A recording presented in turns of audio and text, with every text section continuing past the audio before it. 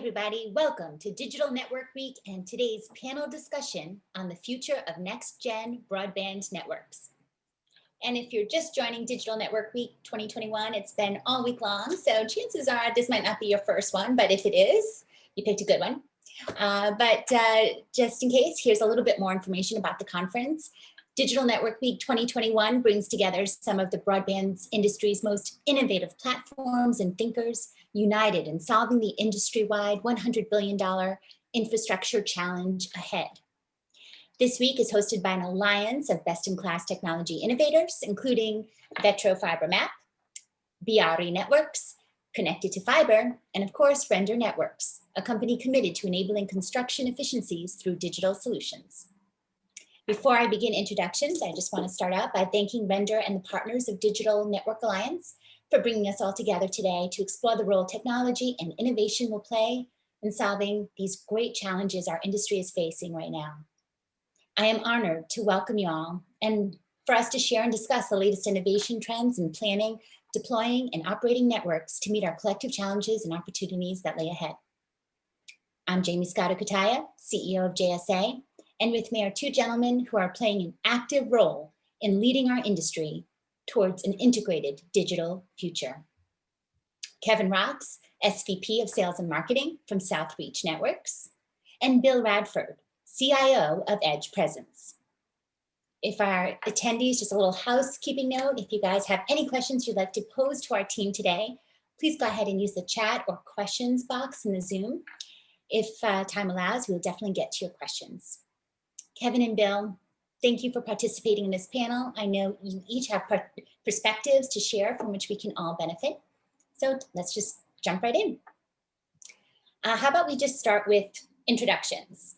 Yourself, your company, your position within the industry. Kevin, I'll start with you.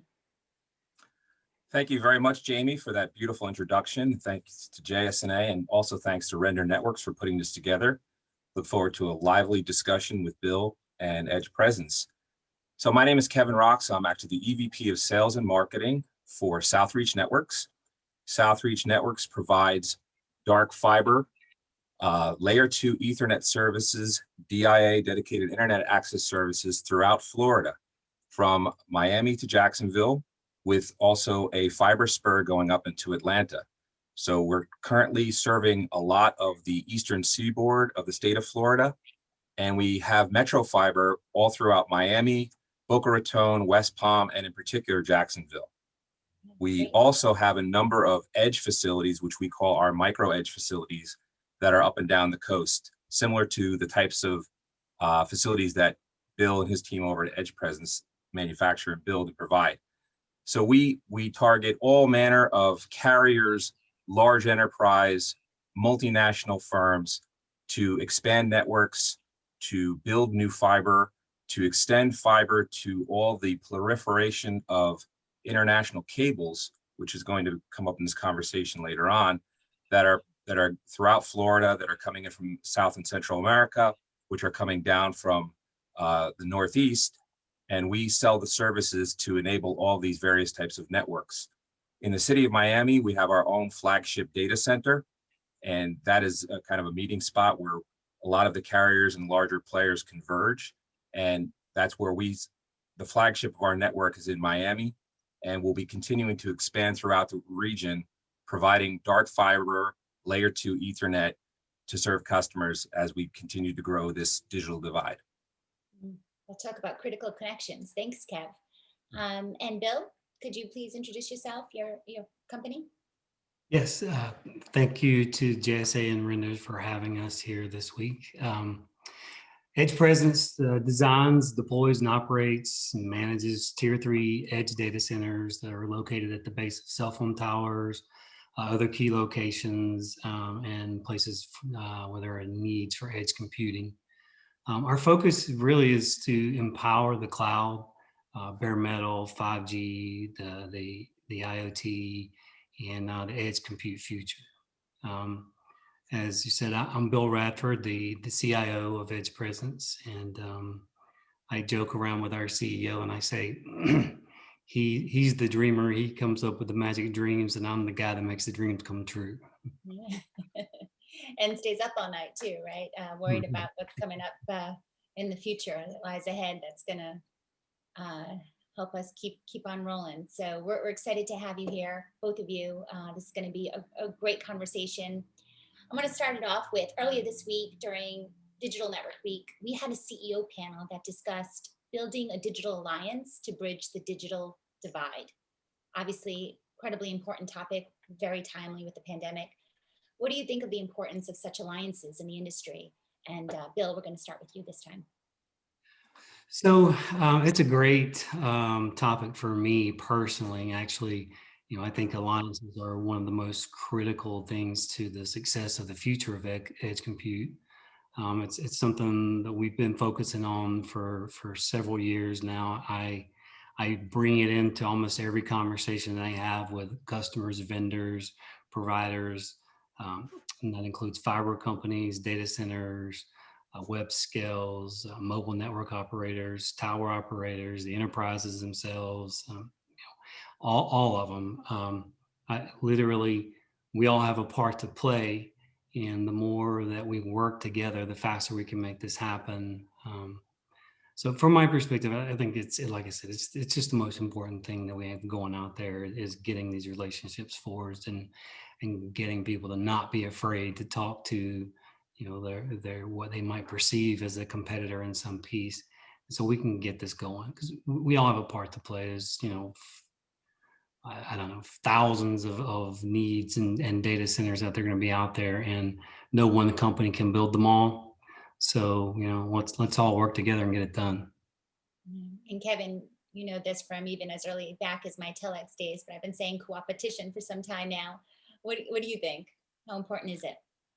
Yeah, I think I've made a career out of co-opetition, but exactly what Bill said.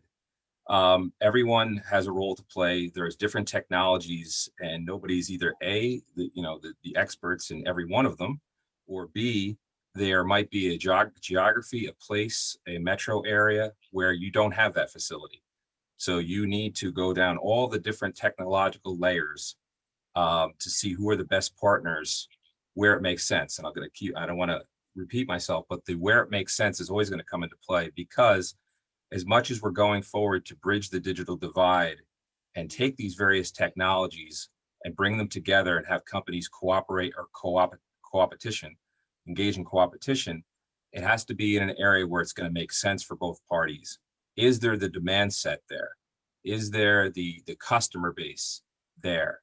And you really need to drive in hard to make sure that you've identified that customer base, that they're comfortable with the combined offering that you're delivering, and who's taking ownership and responsibility of the various aspects of the technological solution. And I think that's going to be a key component. But yeah, it's actually going on right now in a large degree, and I think we'll dive into that a little bit as we get on with the call. But it's going to grow. It's going to continue to grow, and in order to survive and in order to meet the demand, you're going to have to strategically partner with other experts in their field to bridge that divide. Yeah, that's a beautiful tie-in to my next question, actually. McKinsey & Company had said, failing to embrace digital platforms is the biggest pitfall in a digital strategy.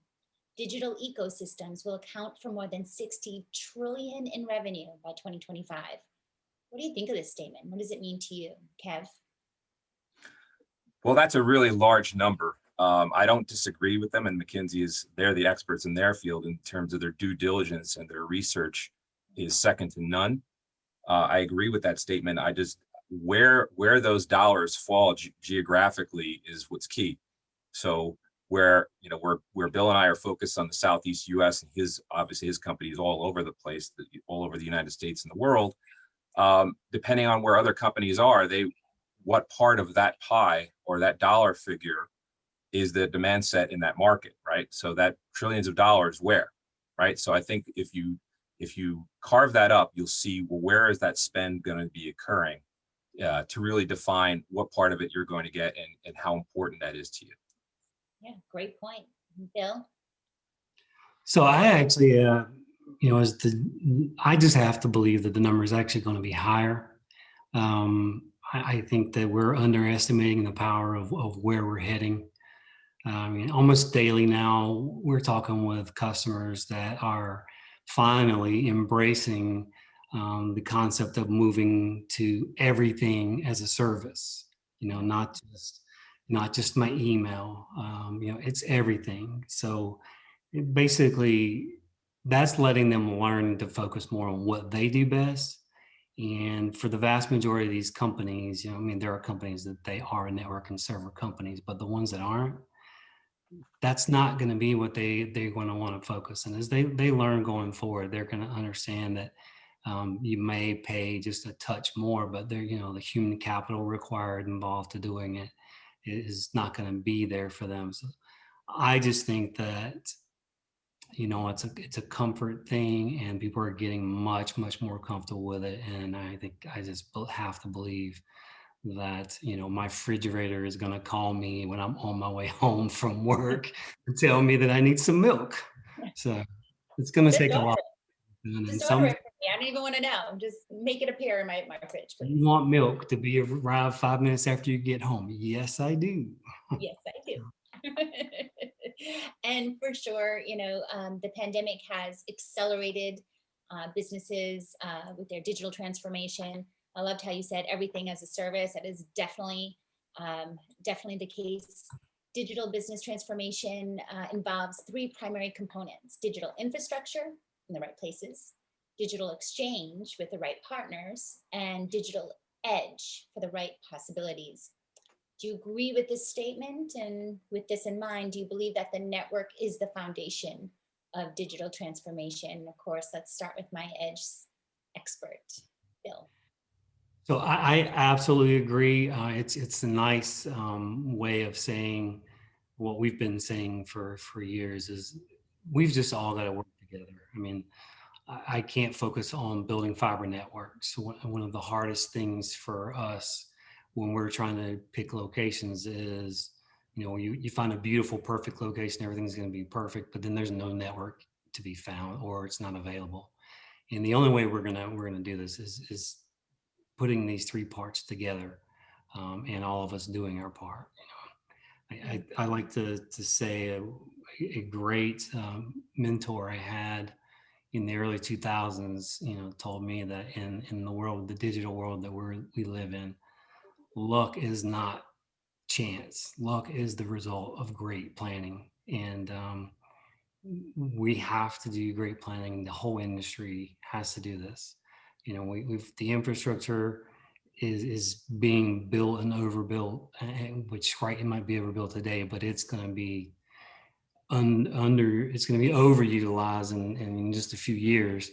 And, you know, we have to be able to, all of this information does have to do the digital exchanges, it has to progress those or transfer between different places, data centers, fiber networks, is to get from here to there, you know, and all we can do is get, you know, sometimes we can get right to the curb and be across the street or maybe even in the building with a customer, you know, providing their edge service. But everything it takes to get that out there, I would dare say the vast majority of what's going to be needed, it doesn't exist today.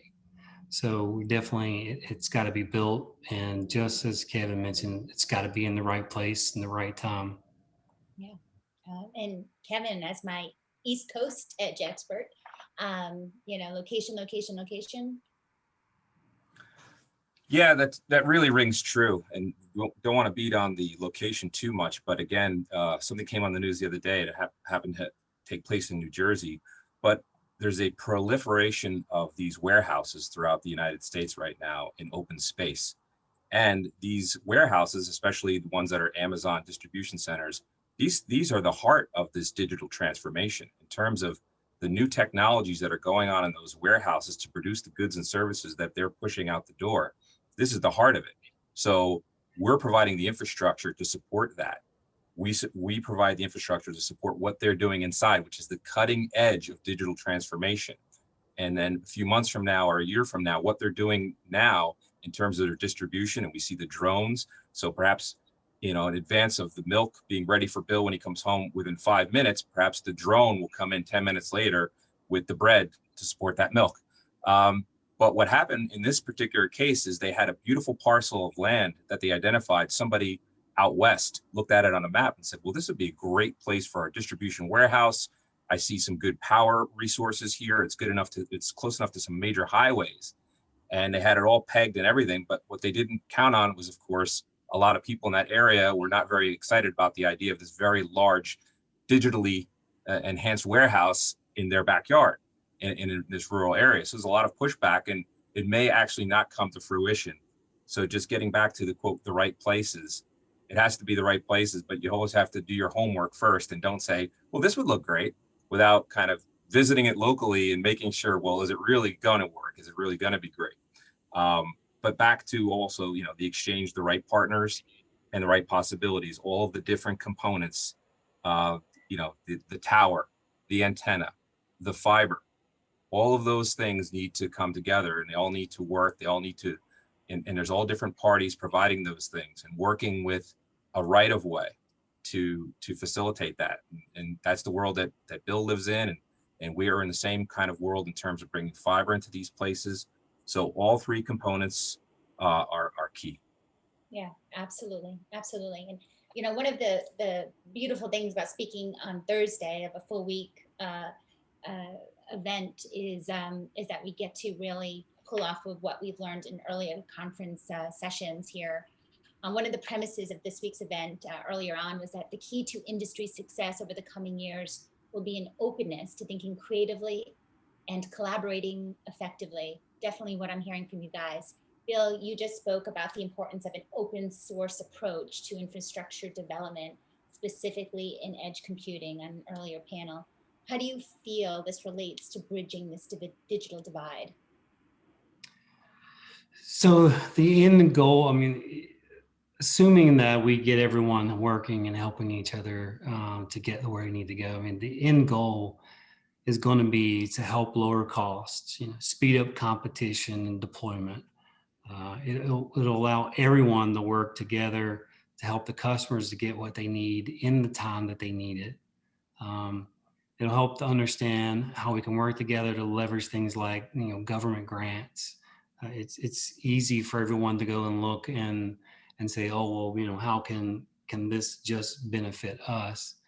And it's a harder story to do the kinds of things that EdgePrecense is trying to do. We're trying to go and tell you, hi, there's this government grant out there, there's this customer, there's this digital divide that the world and the government and everybody wants to try and help shrink. This is how we believe we can do this together. So what can you come and have a conversation with us, and let's talk about what to do. So that's really, to me, it's one of the biggest keys of what we're doing right now. So. Sure is. And Kevin, from a network perspective, what do you think regarding this open source approach to infrastructure development? Well, it's similar, to really what Bill's saying, because in order to make it work, the engineers and the network planners and the people behind the scenes that are facilitating these, because on the one hand, you're the salesperson, you're bringing, the commercial aspects of this to the table, and you're bridging some technologies. At the end of the day, there's going to be a lot of engineers and network planners behind the scenes, and they all have to be on the same page. And what's going to happen is you're going to have a process, and then you're going to have this regularity where people in the industry are going to start favoring certain ways of doing it. And then there's going to be some kind of dictum around that to kind of continue to do this in a certain way, in a certain fashion. So it's going to create almost like its own industry standard. So there'll be an open source way of, have a small industry standard for open source as it relates to combining all these different types of networks and all these different types of infrastructure. I don't see it any other way. So it really, from a network perspective, and it absolutely one drives the other for sure. And if I can add to something there, I encourage everyone out there that is a part of the industry to do things like getting involved. A good example of something that I'm personally doing and we're doing as a company is we're working with some of these organizations that are out there that are building the new standards, for things like edge data center.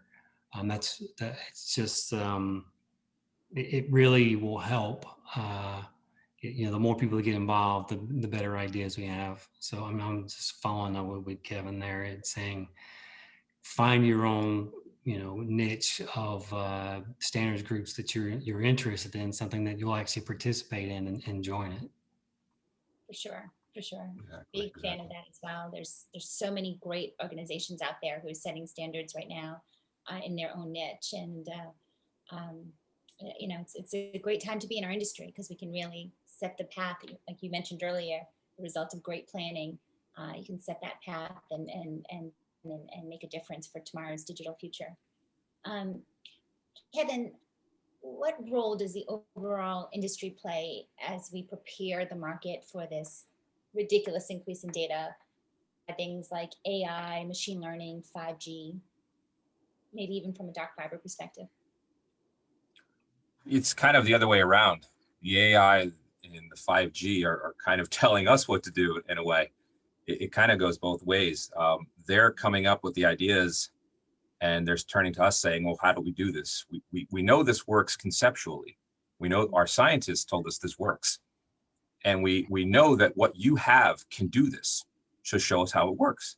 So that's kind of really what's driving it. We don't even know what they're going to be coming up with next. And we're playing chase and catch up to facilitate what they're doing, because we know that in order to facilitate the overwhelming majority of everything we're talking about in digital divide, you will need edge data centers and you will need fiber.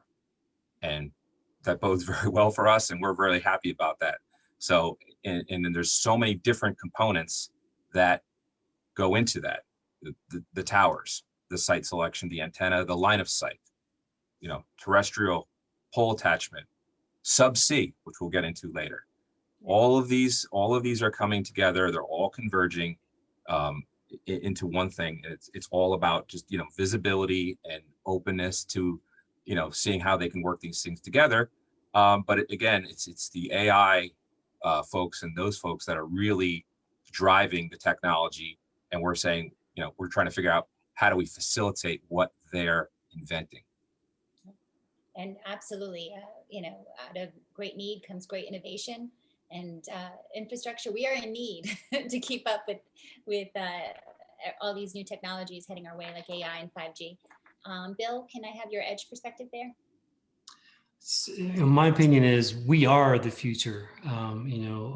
Not just data centers, the networks, everything that it takes to get there. We are essentially going to be one of the most important players in the future of the world. And ideally, people know us for the right reasons and not the wrong reasons. I just think that these networks and their customers are going to require large bandwidth. You got customers starting today, building taking a rack and starting with 10 gig for one rack. I think back to the late 90s when we had our first tech boom. I was involved in quite a bit of telecom stuff and various different efforts, and I begged for a cell phone that could help me 24 hours a day. And at the time, Razor was about the best that we had, and it was absolutely no help. And I sit around with family now and I can actually enjoy a little bit of family time, where in the 90s, I basically had to work all day and all night. And now I can, be sitting with the family and feel confident that if something breaks or someone needs me, I'm going to not only be notified, I'm going to be able to potentially pick that device up and fix the problem sitting in that chair or wherever I'm at right then and there. Yeah. And Kevin, you have that same level of confidence with technology and overall, ability to work from home these days, obviously with the pandemic. How has our network developments and innovations helped this? Well, I think the industry responded well. I mean, think about Zoom a year ago and think about Zoom today, right? Look what we're doing right now. Although I think, as we all know, that person-to-person contact and having these industry events is also a very, very important part of what we're doing. So I think that there will hopefully in the near term be a shift back to more in-person business meetings, trade events, et cetera. But the remote distance learning, the remote distance business, and these types of calls is only going to increase. You know, hopefully hand in hand with the in-person type meetings. But the technology has been really moving along, and I'm sure, especially a lot of the MSOs are probably thrilled about all of this learning that's going on, and all of these people that are working remotely, working from home, working from third-party locations, because it's driving network demand. And we're seeing it, and we're actually trying to you know, tap into it as well from a fiber perspective. We're saying, where's our fiber located in relation to that school, in relation to that hospital, in relation to that utility in town? How do we help those folks? So these are all things that are kind of all pushing in the same direction. So. And how important are those fiber site partnerships in this future of next gen broadband networks? They're critical, and we know it. We're doing it now. We're doing it today. We're doing it since I came on board at Southreach Networks. I know Bill's, you know, his team's looking at it every day. You know, you can't have a site without fiber. You can't have a fiber without a site. You must have, you know, redundant power. You have to look at all the different components. How willing is the local government township to this tower in terms of, you know, what is it going to look aesthetically? All of those are very, very key components.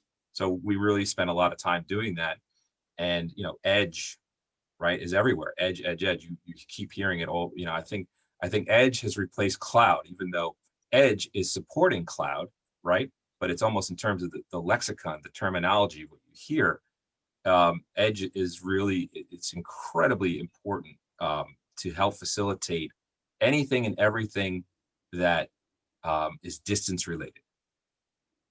And do you think, and maybe this question's for both of you guys, I'll start with Bill and then Kev, do you think that we've been keeping up the rate of network and edge deployment with the demand? And do you think that this collaboration, all hands on deck approach is going to make a dent or help? I think that we've been barely keeping up. I think we've kept up with the need more than people think. I believe that their expectations are much greater. And so if you ask, you know, are we keeping up with expectations of consumers and enterprises, I'd say no. But if we're keeping up with what the real demand is that's coming across, I would say we actually have what's in place to keep up with it today. But we very quickly see, you know, those channels and pipes filling up fast. So we know, you know, when you've got every major mobile operator in the country mobilize and not just saying we're doing a little bit of an upgrade, they're like, we're doing a whole upgrade, then you know they've recognized too that the need is coming, and you better do it now or it's going to be too late. Kev, do you agree? Yeah, I agree completely. And just to, you know, throw a spin in that in terms of the technological side, when 10G first arrived, of course, when any new bandwidth increment arrives, it's the latest and greatest big bandwidth, right? Then it was the gig, the 10 gig. The 40G, the speed with which the 40G entered the market and subsequently left the market was extremely fast. So people were like, we'll have 4x 10G for a very short period of time. Now it's 10x 10G, it's the 100G. So now even that standard didn't have enough time in the global marketplace to establish itself before it was being replaced by the 100G standard.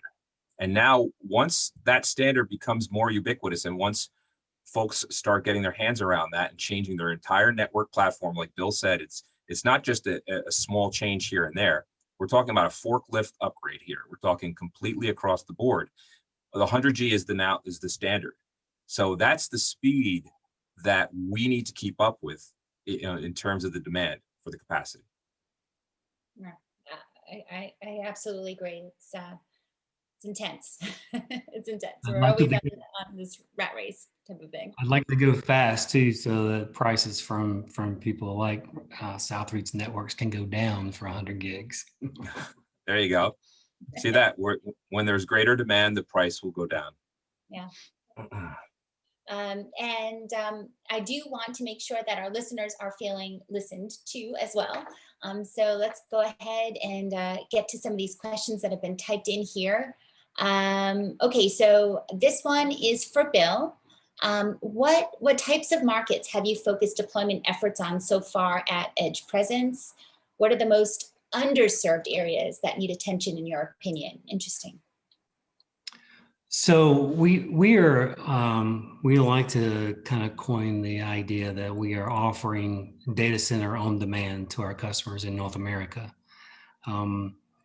We've been able to control our costs in the construction process, and we don't have to fill an entire edge data center to be able to deploy it. So if we get, you'd be surprised at how small of a occupancy rate we need to deploy out. So our thoughts and processes right now are really tied around tier 2, 3, and 4 markets. And these are markets that don't have 20 data centers in the downtown area.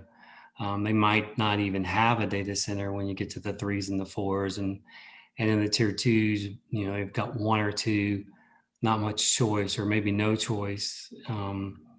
For us, this is allowing us to get in and deploy networks and data centers. Even though you may even have limited telecom providers, you may have a limited or no internet exchange.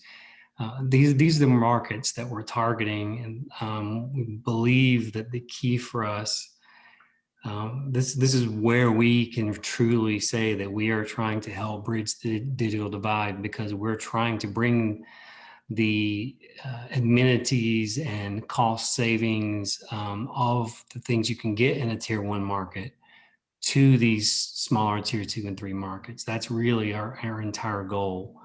Not just our services, all the services you can get from a tier 1 market. Let's bring it and put it in a place here that helps these smaller markets. Awesome. Yeah, and actually, I'm going to flip this question over to Kevin too, because you mentioned already, healthcare providers, government, municipalities, school systems. So, what type of verticals have you at South Reach Networks been focusing on in terms of network deployment? All of the above, but in addition to that, a number of the, and especially in the geography we're in the Southeast, a lot of the multi-dwelling units, MDUs or HOAs, homeowner associations, there are a massive proliferation of these new neighborhoods, new student housing, for example, that are popping up all over the place. And as Bill pointed out, these are the folks that want those tier 1 type amenities day one, right? And this could have been an area that was very rural as little as 10 years ago. Now it's really beginning to boom. It's becoming, really populated, a lot of people moving, a lot of new development. So they want those amenities. So how do you bring that? Now, previously, so-and-so's cable would run through town and along the railroad tracks and keep going the other direction, and that's it. And if you wanted to do a handhold, you wanted to have a meet in the street or something along those lines, you could do that. That would be a discussion. You'd pick a spot on the network. 2 networks would meet and join, and that on a good day, right? So that's how that works. Now with these edge data centers, that we're talking about here, now you're putting edge data centers in between that fiber. Now you're bringing everything right to these locations where these people are demanding it. So of course they're like, oh, this is great, because now you've got equipment and gear and all manner of things sitting inside that data center that's supporting all the different services, all the layer 2, layer 3 services that these communities want day one. They want the cable TV, they want the triple play service, they want the internet, they want it all, and they want it day one. And prior to that, the message would be, well, we've got provider A and provider Z. Those are your 2 choices. Welcome to our community. Well, that's no longer the case. And the fiber deployments and the edge deployments are what's driving these amenities out to those previously underserved markets. Yeah. And with the pandemic, it's been probably moving on a hyperscale, if you will, where everyone's working from home almost immediately. March 2020, boom. And now you have a scattered workforce and people literally moving out of New York, San Francisco, LA, and getting into more rural locations where they can be safe at home with their families, and also wanting to work and be educated and be entertained from home as well. I mean, it's a pivotal shift in the way we're working, and we need to be online. So this is an interesting time for sure on the history books for humanity and communications. Bill, what do you see as the benefits of being able to quickly and easily deploy data centers at the far edge of networks? Like how fast is it? So we are almost at the point now we can spit out, we're already at the point where we're spitting out multiple edge data centers a month. Our target goal is really 60 days. I mean, it's really aggressive. Because in that time, we've got to have the data center ready, we've got to do the civil work, we've got to do the fiber on site power work. But it is doable. I mean, like you said, a lot of preparation, a lot of planning. It's definitely doable.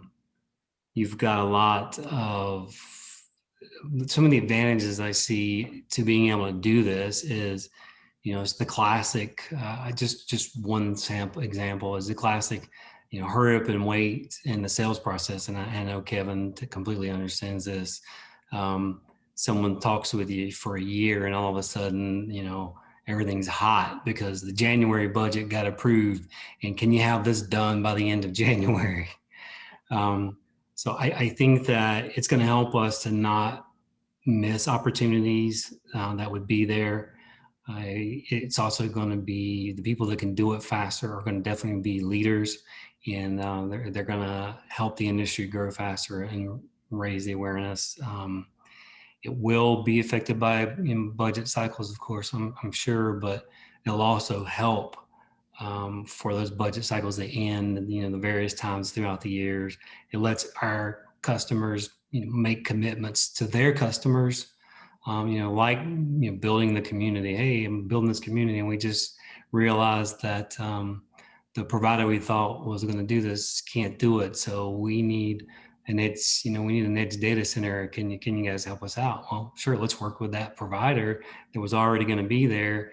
Put this there and allow a lot of time or allow a lot of flexibility that may not have been there before.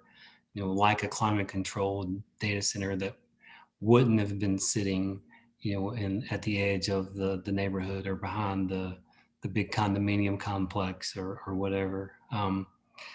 The edge data center versus a big box time and capital. I mean, think about that. You're going to build a 100,000 square foot facility. You're talking years, and potentially $1 billion data center.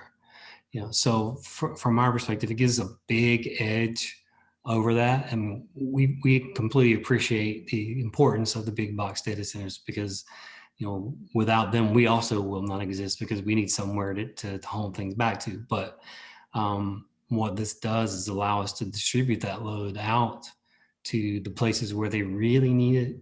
I thought of an example the other day. One of the reasons we picked Statesboro, Georgia, for instance, was most people understand that Atlanta has this huge market for data centers and they're everywhere.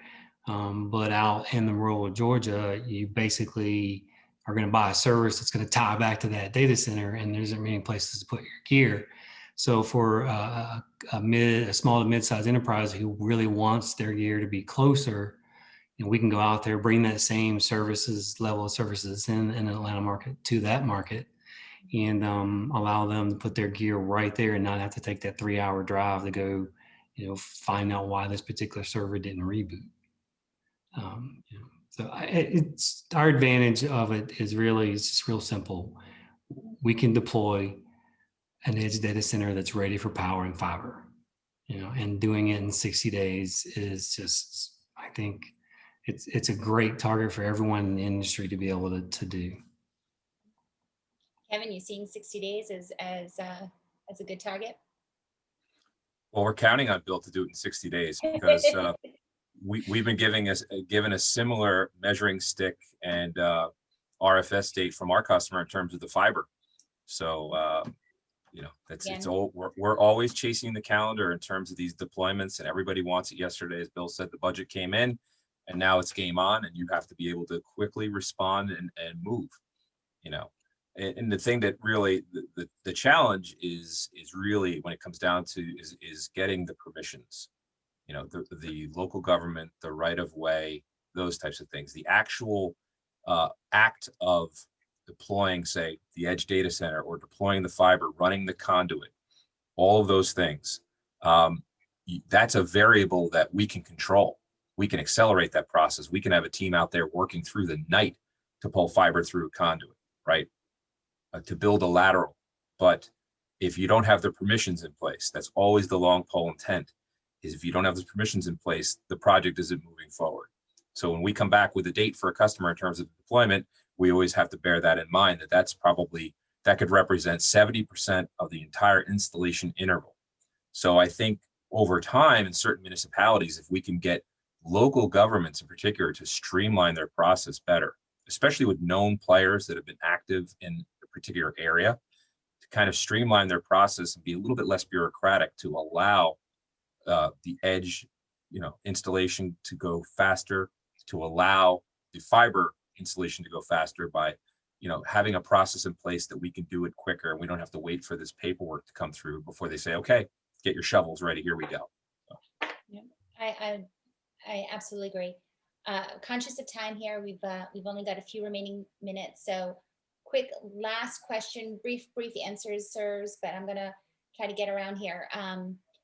What do you see as what's on the horizon for edge computing? Bill? I go back to my everything as a service. I mean, I really believe that the future is enabling anything and everything that anyone can dream up, because these days, if you dream it, you can probably do a quick Google search and find out that somebody's already can sell it to you. I think we're going to need to be able to continue to enable things. You've got all the automation, self-driving cars, in the Amazon facilities we mentioned earlier, you got the automated forklifts. All these things, they need it now, and they're just going to grow. So I think it's just going to be an awesome place to be right now. Kevin, the horizon? Bridging geographies, as technology goes on and, air travel, all these different things, bringing the world closer together. Well, how about the subsea cables that are bringing the world closer together in terms of exchange of traffic? And we're not talking small amounts of traffic. We're talking multiple terabits and beyond of traffic. And when you're seeing now new cables being built all over the world, so this is, there was a period of time in the industry 5 years ago where there was not a lot of subsea cables being driven. All those cables are bringing traffic to and fro, and they all drive what we're doing locally in terms of the edge, in terms of fiber.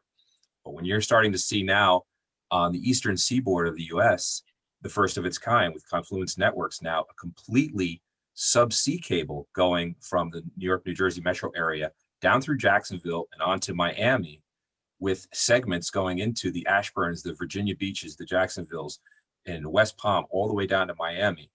That's significant. So it's not just the diversity play. Typically you had the I-95 corridor with fiber, and you had some that would go west and they'd go through the Appalachians in terms of providing that diversity. Well, now you've got a complete subsea arrangement, okay? And you're seeing this popping up in Europe. You're seeing this popping up on the west coast of Africa. It's going on in South America, coming back up through the Caribbean.